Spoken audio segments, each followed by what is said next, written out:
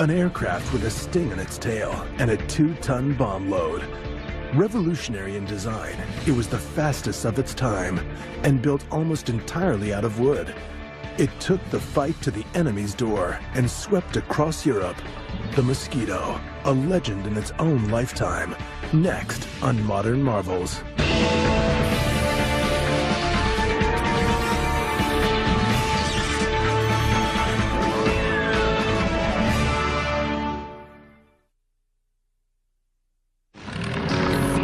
The best aircraft are often the fastest. The pursuit of speed has been part of the appeal of aviation from its earliest days. And often it is the most innovative and radical designs that break speed records. The Lockheed Blackbird uses new metals that came out of the space race and flies at over 3 times the speed of sound.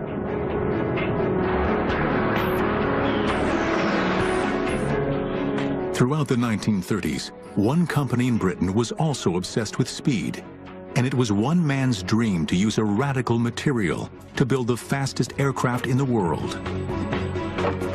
The material was wood, and his name was Geoffrey de Havilland.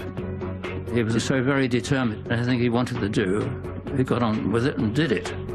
A real leader of people, not by driving them, but leading them from the front. As early as the 1930s, de Havilland knew that lightweight wooden aircraft were the key to greater speeds. In 1934, his twin-engine Comet won the London to Melbourne, Australia air race. With speeds of over 200 miles per hour, the aircraft flew halfway around the world in just 77 hours. A ship would take 4 weeks. From his experience building the Comet, de Havilland visualized building a super-fast, high-precision bomber. De Havilland was convinced that with the rise of the German Luftwaffe in the mid-1930s and the terror they inflicted during the Spanish Civil War, Britain would soon need all the heavy-duty air power it could produce.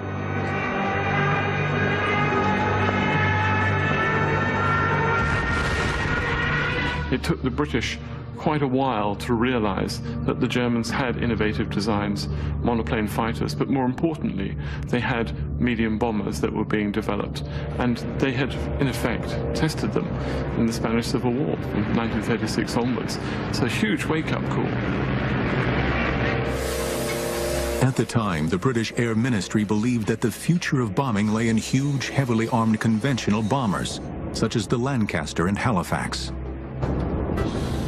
Radical new designs of lightweight aircraft were ignored. But Geoffrey de Havilland was not deterred and continued working on designs for his new bomber. His goal was to construct a cheap, easy-to-build aircraft powered by 2 Rolls-Royce Merlin engines.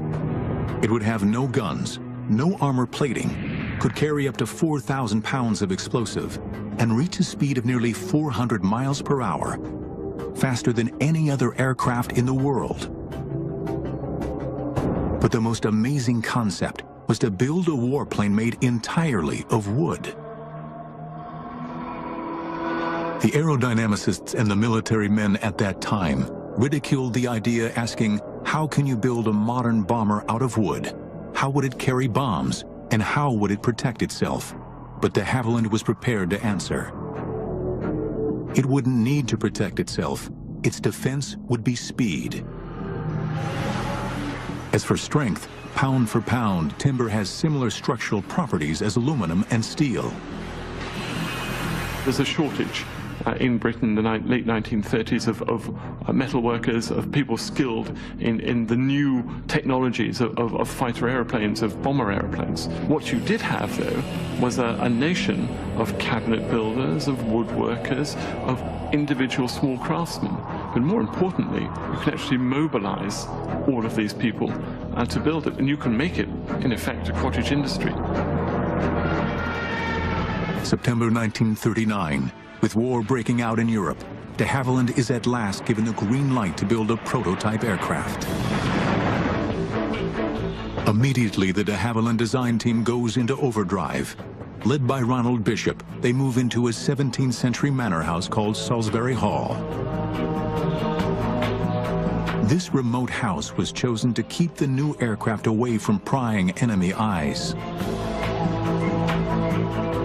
By October 1939, work begins by building a mock-up aircraft in the manor's enormous kitchen. A hangar disguised as a barn is constructed at the western side of the moat.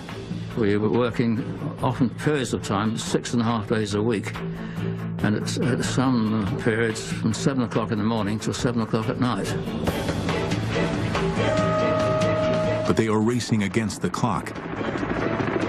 In the spring of 1940, Germany conquers France, and the British Army is swept off the beaches of Dunkirk. The Germans are poised for an invasion of Britain. Every effort is focused on holding off the Germans, and de Havilland's Wonder plane seems destined to never leave the drawing board. Air Marshal Sir Wilfrid Freeman was the only member of RAF High Command to support the Mosquito. As a result, the project was initially known as Freeman's Folly. Modern marvels will return in a moment.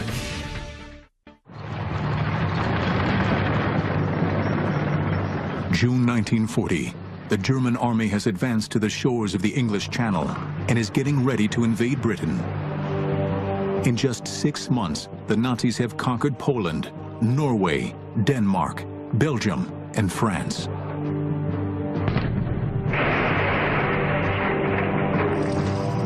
Britain is the only country left to face the onslaught of Nazi Germany.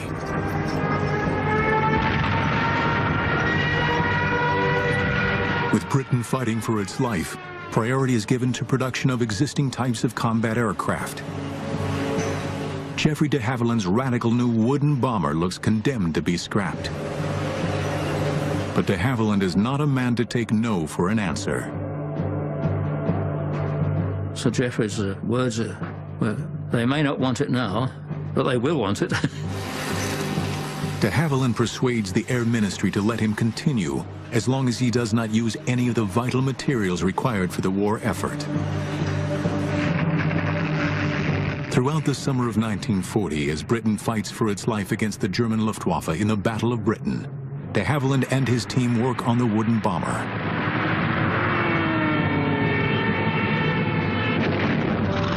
Finally, in December 1940, the aircraft is ready to be shown to the men from the ministry.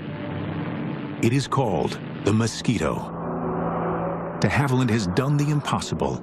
Using scraps from the British military machine, he created the fastest aircraft in the world. We knew it would fly. We were absolutely confident it would. And the question is how much better than the Spitfire it would be. Of course, we said it would be. And it was. 20 miles an hour faster. The Air Ministry is so impressed with its performance that they place an order for 150 Mosquitoes. It is an amazing contract for an untried and untested aircraft. It's almost an impossible task. It's a wonderful thing to change from, they don't want it, and so give us more and more.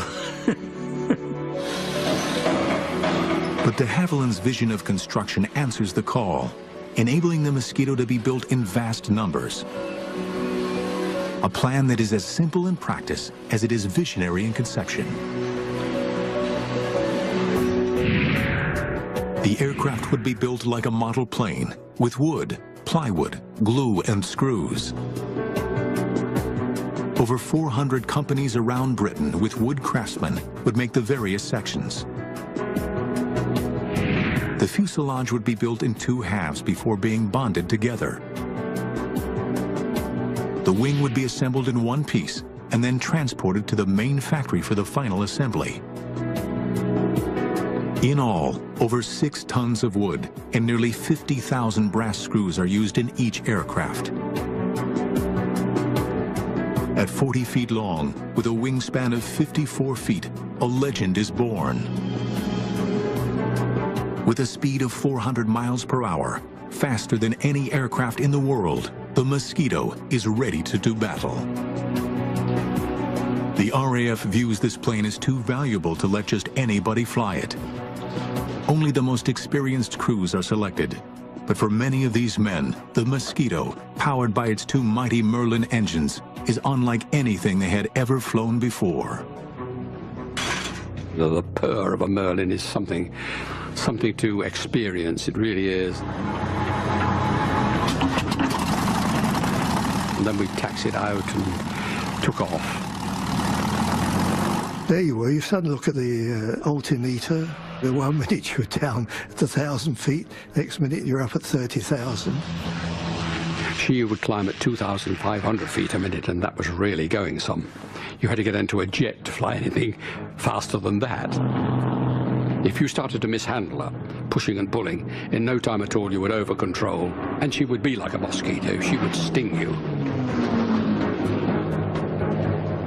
In July 1941, the first Mosquitoes to go into service are delivered as photo reconnaissance units. It has taken just 22 months from the first drawings to delivery. Unarmed, bristling with up to 5 cameras, these aircraft are soon sweeping all over Europe, evading anti-aircraft guns and German fighters. The Germans have nowhere to hide. Nothing is safe from the Mosquito's prying eyes. Photo reconnaissance was vital. We're talking the days before satellites, the days when human intelligence on the ground was limited. It was difficult to get back good information. Before every single bomber command raid over enemy targets, they had to take pictures of the targets, and in fact had to report the weather as well. So the Mosquito was an ideal aeroplane for that. In fact, you could say probably it was the best aircraft for this. But it is as a bomber that the Mosquito comes into its own. During the early part of World War II, bombing was a case of hit or miss. Aircraft flying at 16,000 feet would drop their bombs in huge numbers, relying on luck, weather, and flying skill to hit their targets. But in 1942, the Mosquito bomber version changes all that. Relying solely on speed and height to outrun the enemy fighters, Mosquitoes can drop their bombs with pinpoint accuracy. Soon, Mosquitoes with their payload of 4,000 pounds are an integral part of bombing missions. But the Mosquito is even more deadly once the pilots perfect the art of fast, low-level daylight raids. We had to be under 50 feet to be under the radar. That's the whole point of low-level operations, so the Germans don't know you're coming. And then, of course, you had to go low over the target as possible, so that you took them hopefully by surprise. Some daylight raids were flown at such low altitudes that Mosquitoes would often come back with strange souvenirs from their mission. Many of Aussie pilots come back with telephone wires draped round his tail wheel. I know I've come back with branches of trees that weren't planted in England. Mosquito squadrons were now becoming more and more daring in their attacks, none more so than the daylight raid against the Dutch Phillips radio factory in Eindhoven. Intelligence discovered that the Germans were using this factory for research into radar countermeasures. It must be destroyed. December 6, 1942, 10 Mosquitoes go for their target.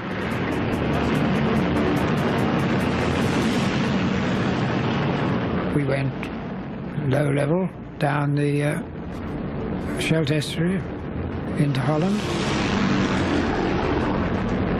And then just then we were approaching a place I called Turnhout. And at that point we had to climb up to 1,000 feet. And then we turned to port, and up came the factory and went down in a screaming dive and dropped our bombs straight into it.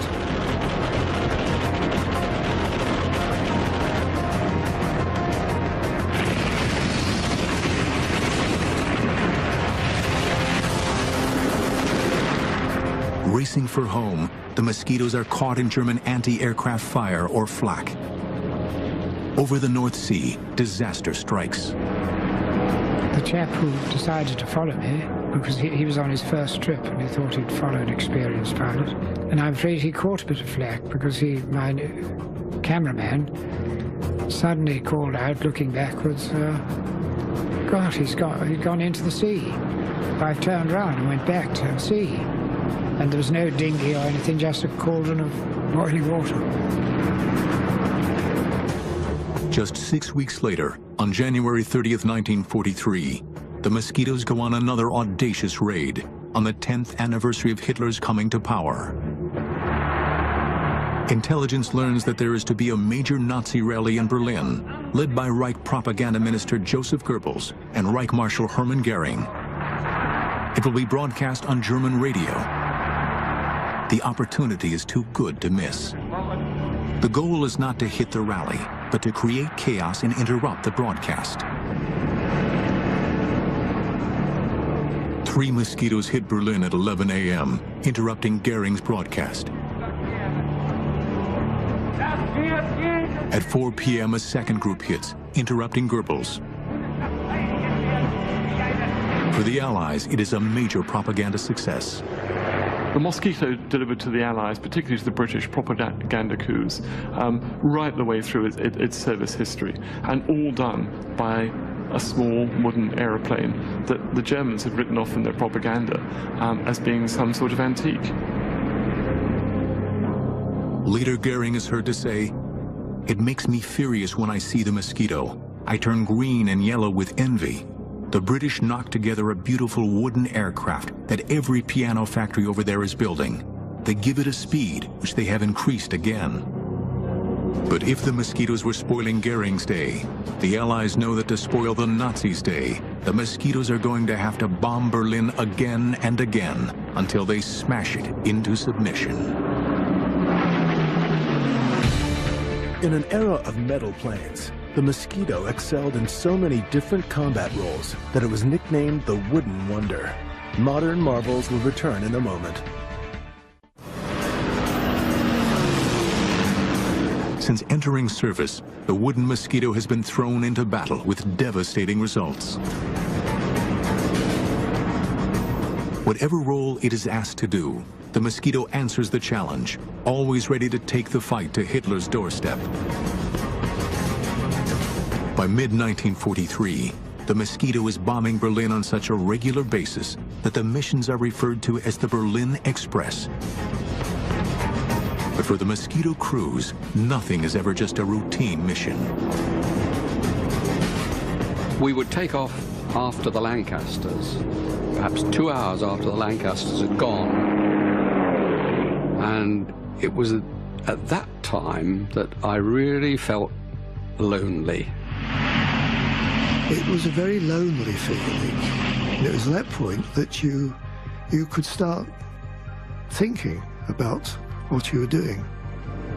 You had to rely entirely on the navigator who had radar aids and things like that.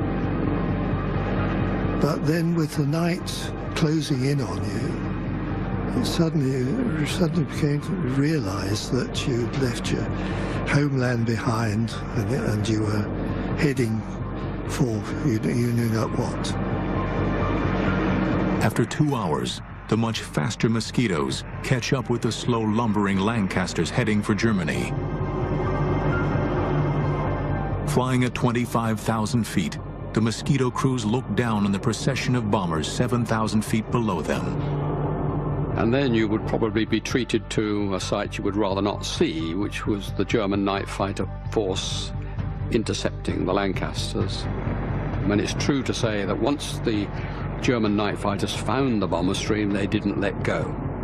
And they'd be there, hammering away at the flanks of the heavies, and you'd see a sheet of flame as a Lanc caught fire and then blew up. And this would be the melancholy procession to the target and out of it too. It's just awful.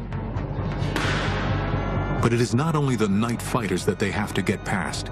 The German searchlights also hunt for any Allied aircraft in the sky. The favorite thing for them to do was to pick up somebody with a searchlight and then fasten all other searchlights onto it. So it was like a moth in a candle flame, and it wasn't very long before you saw brr, brr, brr, one-way tracer going, and then an explosion as a Lanc or a Halifax went down.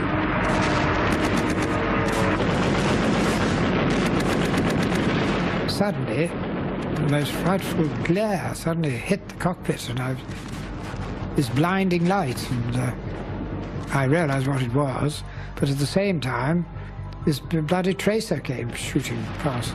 So I just dived and twisted, and I got out of it. You could twist and turn if you wanted to, but generally speaking, they would hold you as you twisted and turned, follow you.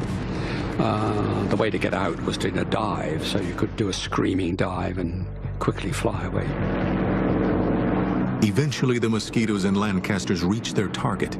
Having dropped their bombs and taken photos, they then have to fly back through the searchlights before they reach Britain. For the crews that make it back, the RAF finds a way of protecting them from the horrors of war. People came back shot up, and one thing I did notice about the bomber airfields, of course, no one was ever sick. You never saw an injured man around the place. If people arrived wounded, he'd be quickly spirited away. Everybody next day was there, booted and spurred and smiling. Nobody was dead, or if they were dead, they weren't there anyway. One squadron flew nearly 200 missions within a year, and Mosquitoes bombed Berlin 220 nights in a row. By early 1943, a bigger, badder version of the Mosquito comes into service, the fighter and night fighter Mosquito. Now armed with 4 .303 caliber machine guns, it can lay down a devastating storm of shells. During early trials, it was found that the flash of the guns was so intense that it momentarily blinded the crews. Modifications were made, and because of the grouping of the guns in the nose, Mosquito pilots now have a terrific concentration of massive firepower. Soon these first night fighters are in action, and with their new radar guidance systems are wreaking havoc on German bombers. The timing couldn't be better. In June 1944, a new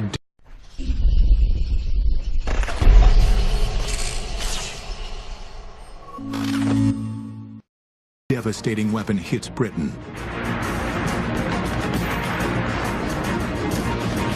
After D-Day, as Allies were fighting to gain a foothold in Europe, Hitler unleashes his new terror weapon, the V-1 flying bomb.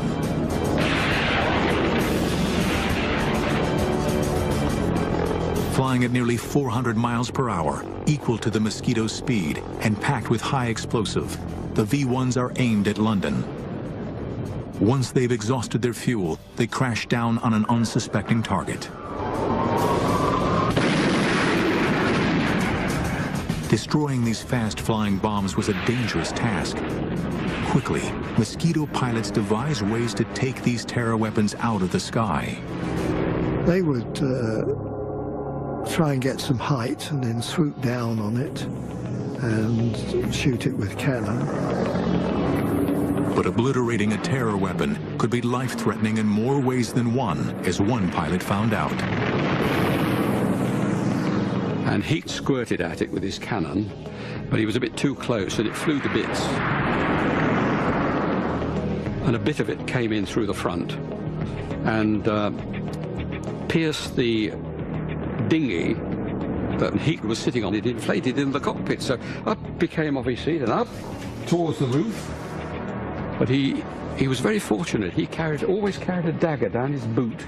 I don't know if he wanted to fight his way out of Germany, perhaps. He produced the dagger, stabbed the dinghy, and down it went, and he got home.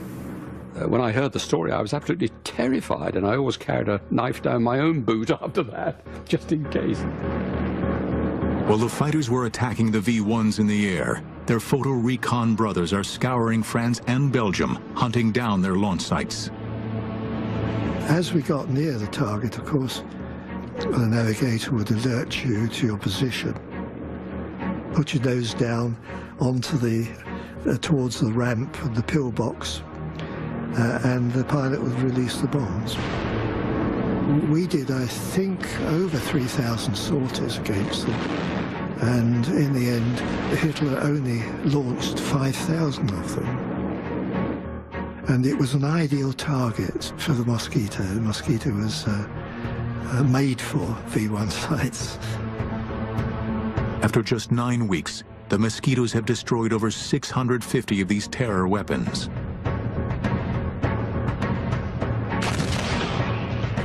But the Nazis are not beaten and are fighting as ferociously as ever. Once again, the Mosquito will go into harm's way on one of the most daring and ingenious raids of World War II.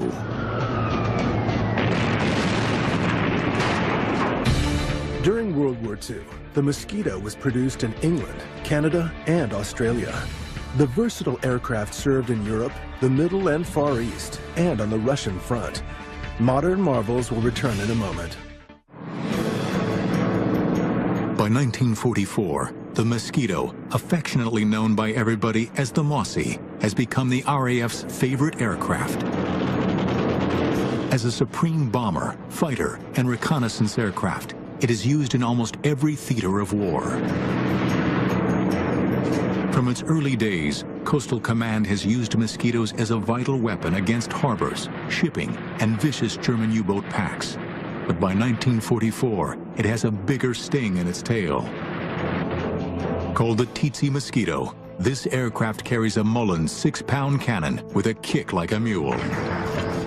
Rate of fire was about 1 every 2 seconds. You could fire it separately, and that's an automated one, 1 every 2, or you fired it yourself, carrying 24 rounds. Very formidable weapon. It was armor piercing.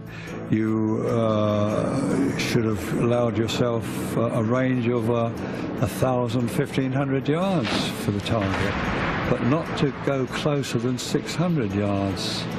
The reason why you shouldn't go in less than 600 yards is because you might get a bit of shrapnel for your own gun coming off the U-boat. The aircraft also carries 8 60-pound rockets. When they unleash these terrifying weapons, it is equivalent to a broadside from a light naval cruiser. Once on target, nothing is safe from these fearsome Mosquitoes. It seems that there is nothing that the Mosquitoes are not called on to try. Always ingenious, the military are constantly planning different ways to use this unique wooden aircraft against the enemy. But what makes the Mosquito a legend are the daring low-altitude precision raids against the German Gestapo. It is as if the Mosquito crews had declared a personal war against the hated Nazi secret police.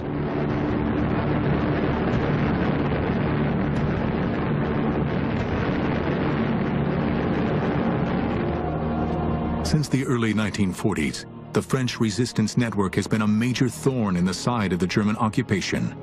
Its aim was to sabotage the Nazi war effort. By 1944, hundreds of these resistance fighters are imprisoned at the notorious Amiens prison in northern France. Word reaches the Allies that on February 19th, 200 French men and women would be executed. An ingenious plan is hatched. Mosquitoes will bomb the walls surrounding the prison so that the resistance fighters can escape. It is called Operation Jericho. The main prison layout is in the shape of a crucifix and surrounded by a 20-foot-high, 3-feet-thick wall topped with broken glass. Located at the end of a long road, the prison is surrounded by open, flat countryside. The timing of the raid is essential to its success. It must be midday when the prisoners are in the yard and the guards are having lunch. Equally important is precision.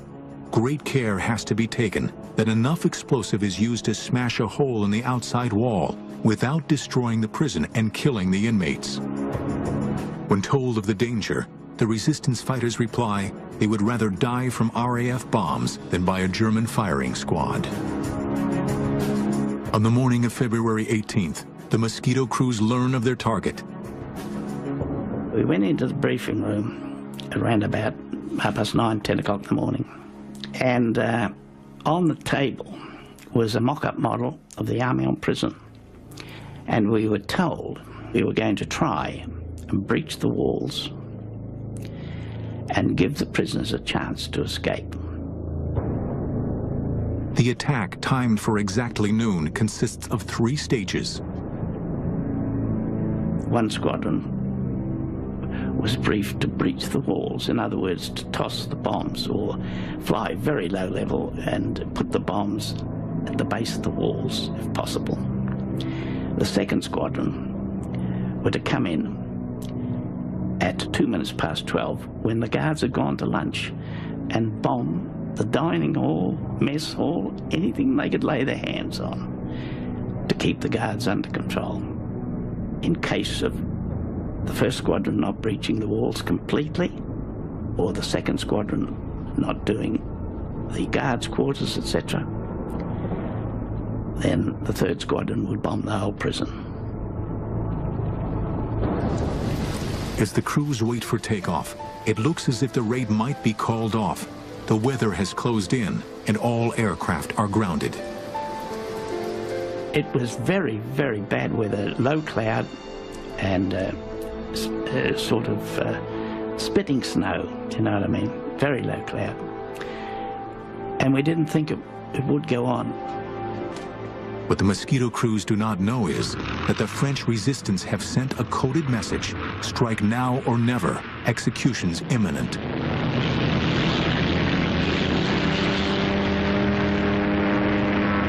At the last possible moment, with only 2 hours before the deadline, 18 Mosquitoes armed with 500-pound bombs take off in conditions worse than most of the crews have ever encountered. We climbed through the cloud, and above the cloud we just joined up and went back down onto the sea level across to France. Flying in 2 groups and at almost 0 feet, they sweep across the English Channel. Amazingly, as they approach the French coast, the weather improves. It seems that luck is on their side. When we got to France, it was covered in snow, of course, but it was clear. And we flew around and we picked up the road from Amiens to Albert. Long, straight road. And we settled down for the run-in. In the fields around the prison, French resistance fighters anxiously search the sky, waiting for the Mosquitoes to help their colleagues escape. We could see the prison ahead. And we got down very, very low indeed. And we were coming down to around about 190, 180 knots.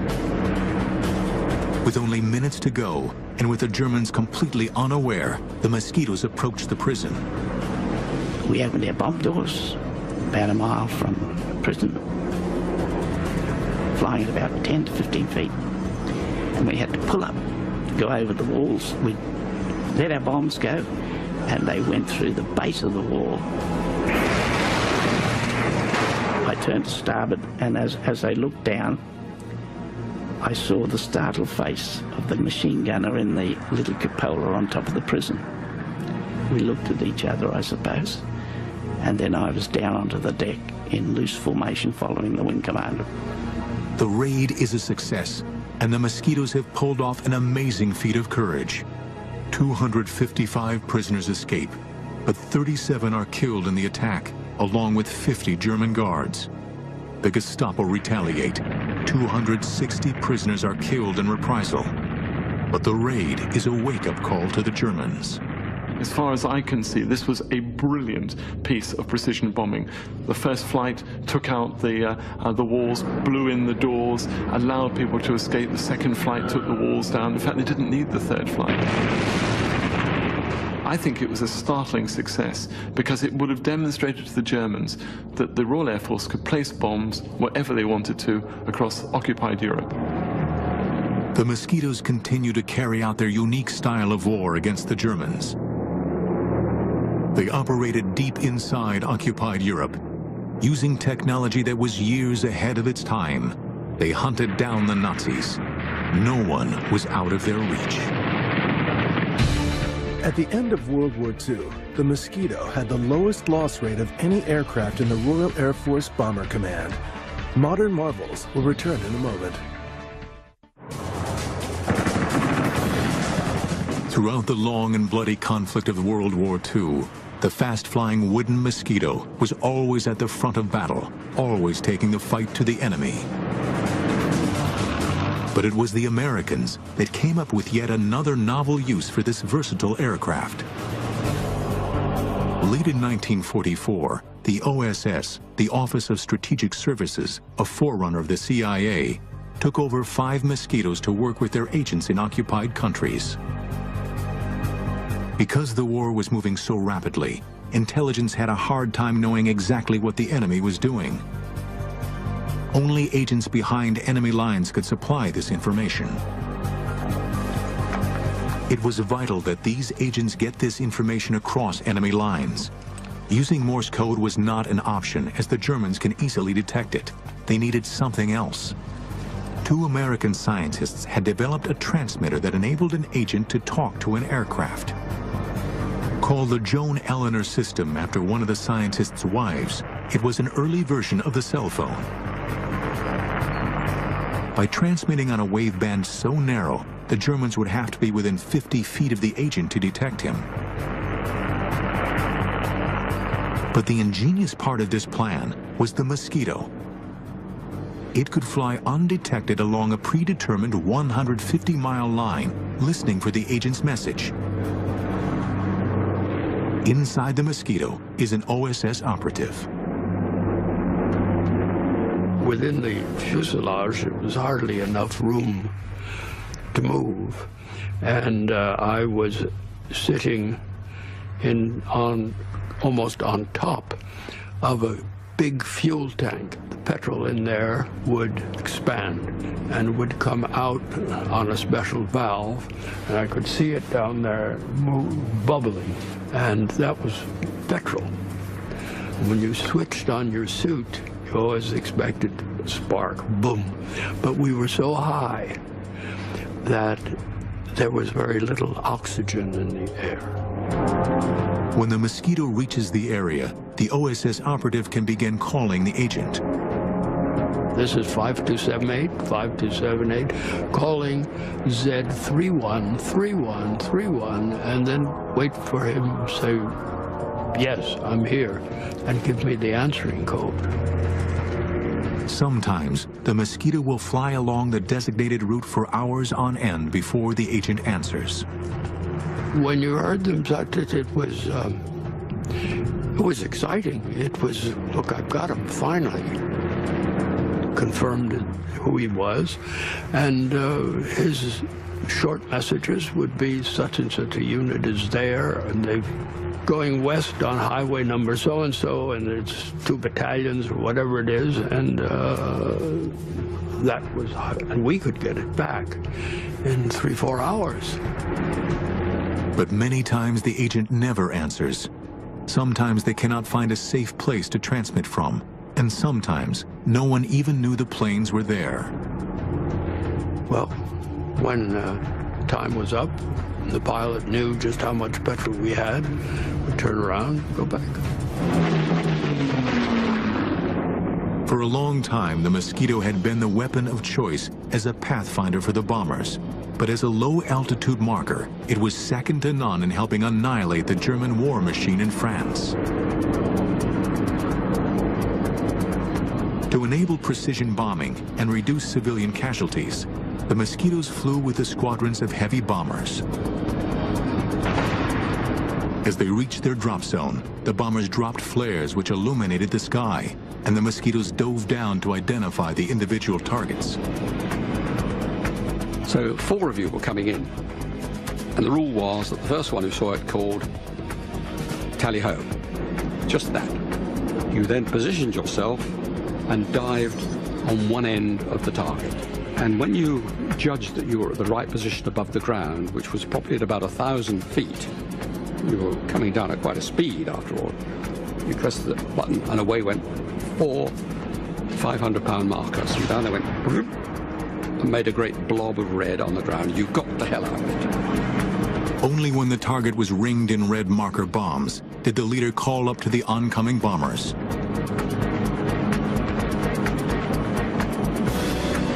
But one of the most demanding roles the Mosquito took on was to cut off enemy supplies.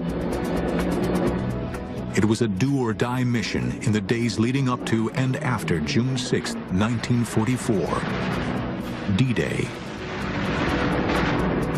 As Allied troops fought a bloody battle to gain a foothold in France, the Mosquitoes hunt independently, seeking out enemy supply lines. Trains we preferred to attack because they were always carrying war material on it, or reinforcements for the front. Sometimes you could attack a train going into a tunnel, and you'd get the other end of the tunnel and wait for it and shoot it up as it came out. It was fun, really, shooting up trains. During the month of June, Bomber Command flew over 15,000 raids in support of the Allied invasion forces. And by the end of 1944, they had helped drive the Germans back into their own country. Finally, on May 2, 1945, 2 days after Hitler's suicide in Berlin, 126 Mosquitoes took part in the last raid of the war in Europe, their target, the German port of Kiel.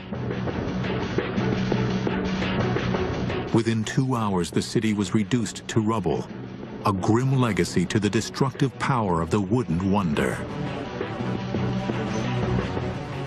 The aircraft that was initially greeted with scorn proved to be no joke. It was one of the most feared and lethal killers of World War II. Over 7,700 were built, and over 40 different versions had served in all theaters of World War II. To the men who had flown it, the Mosquito was second to none. It was a love affair, and I thought, well, when I finished flying, that was it. I never flew another aircraft again after the Mosquito. Never. It's wrong, really, to say it was a legend, because the legend suggests it wasn't real. I mean, the Mosquito was certainly a reality. But it was a lovely aircraft, beautiful aircraft to look at, marvellous aircraft to fly.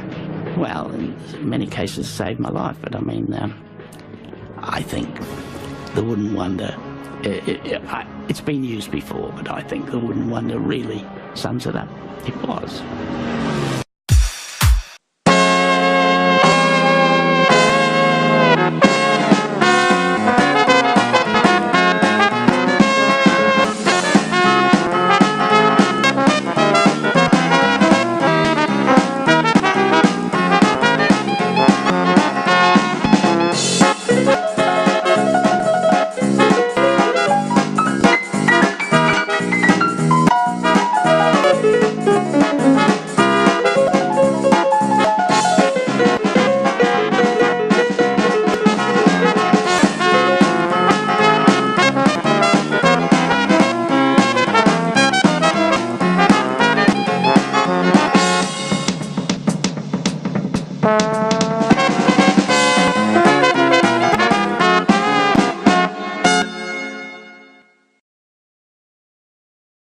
Use a radical material to build the fastest aircraft in the world. The material was wood, and his name was Geoffrey de Havilland. He was so very determined. Anything he wanted to do, he got on with it and did it.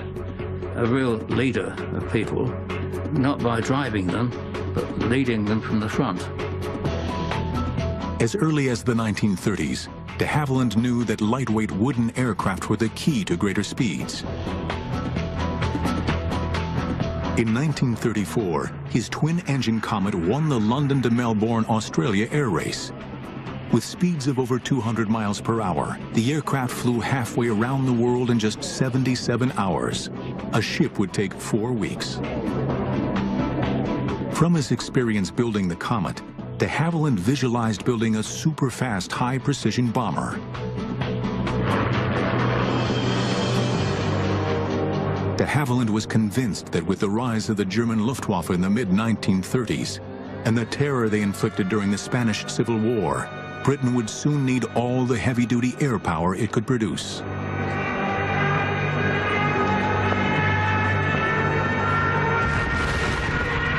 It took the British quite a while to realize that the Germans had innovative designs, monoplane fighters, but more importantly, they had medium bombers that were being developed, and they had, in effect, tested them in the Spanish Civil War from 1936 onwards. It's a huge wake-up call. At the time, the British Air Ministry believed that the future of bombing lay in huge, heavily armed conventional bombers, such as the Lancaster and Halifax. Radical new designs of lightweight aircraft were ignored.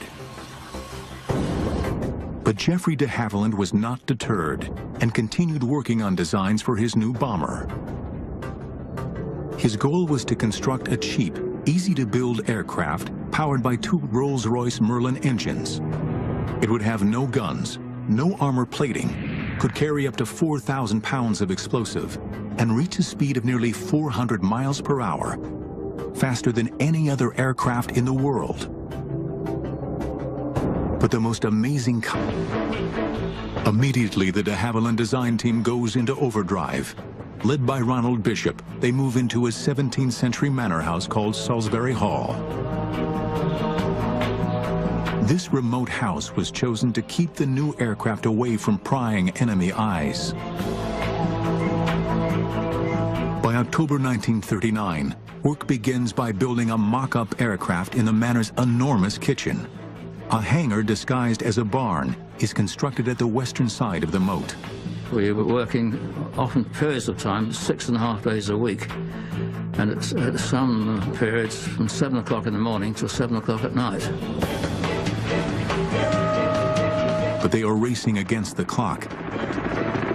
In the spring of 1940, Germany conquers France, and the British Army is swept off the beaches of Dunkirk. The Germans are poised for an invasion of Britain. Every effort is focused on holding off the Germans, and de Havilland's Wonder plane seems destined to never leave the drawing board. Concept was to build a warplane made entirely of wood.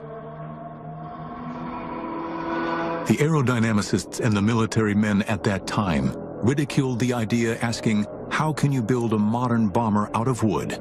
How would it carry bombs? And how would it protect itself? But de Havilland was prepared to answer. It wouldn't need to protect itself. Its defense would be speed.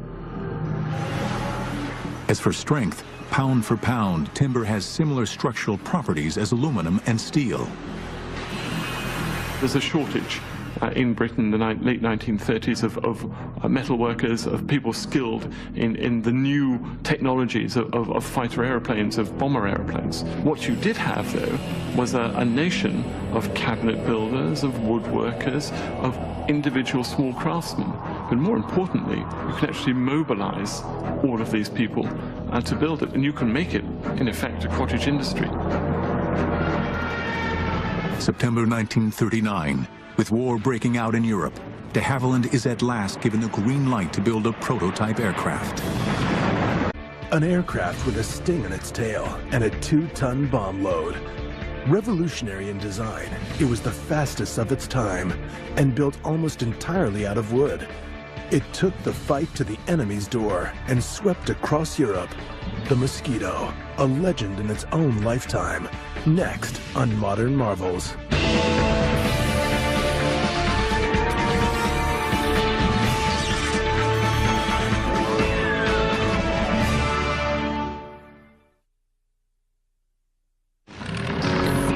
The best aircraft are often the fastest. The pursuit of speed has been part of the appeal of aviation from its earliest days. And often it is the most innovative and radical designs that break speed records. The Lockheed Blackbird uses new metals that came out of the space race and flies at over 3 times the speed of sound.